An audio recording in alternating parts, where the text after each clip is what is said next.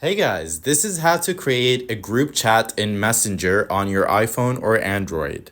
So this method works for both. So all you need to do is first up, just open up Messenger and then make sure that the chats option at the bottom is selected. And then if you look at the top right corner, you're going to find a notepad icon. So just click on it. And then click on create a new group.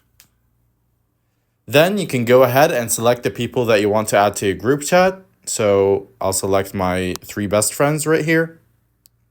And then I will click on create at the top right corner. Now this created a group chat of the 3 friends that I added to the group. And then if I added a message right here, it will be sent to all of them. Now, what if you want to delete the group chat or archive it or do anything to it? All you need to do is just go back to your chats. So I'll just click on this arrow button at the top left corner. And then I will swipe left on the group. And then you can go ahead and click on archive if you want to archive the group, or click on more.